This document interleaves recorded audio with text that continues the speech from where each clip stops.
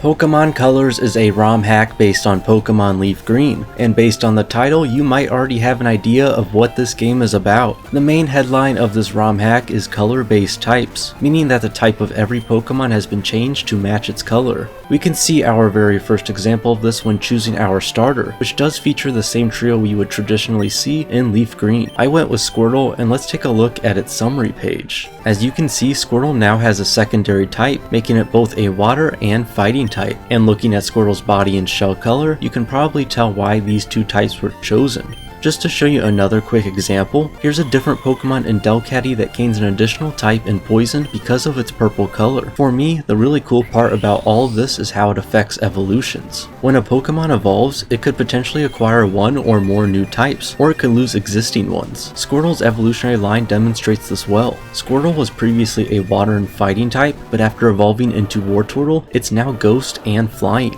You'll even see its move pool change, now being capable of learning a move like Hex because of it being Ghost. Evolve it one more time into Blastoise and it'll regain its original water type and now be part rock, learning new moves it normally wouldn't have. And all of this happened because the color of the Pokemon kept changing throughout its different stages, which makes evolutions feel fresh and exciting. So this is what the ROM hack is mostly about, hence its title. But there are still some other great features you might find really interesting. For instance, you'll notice that there are a lot of Gen 2 and Gen 3 Pokemon sprinkled around, whether it be with encounters or while fighting trainers. Like in this patch of grass in Pewter City, you can find a Pokemon like Trico, something you can never get in Leaf Green without trading, or when you're fighting a gym leader like Brock, who would normally have just a Geodude and Onix, but now has a completely new lineup with Gen 2 Pokemon like Sudowoodo being added into the mix. This makes Pokemon battles have a lot more variety, often creating a more challenging fight. Speaking of variety, nearly every Pokemon can be caught before reaching the Elite Four. In the first couple routes, you can find Pokemon like Larvitar and Swablu in the wild, and even Pokemon you normally wouldn't find in the grass, like Seal. This just gives you a lot more options to choose from,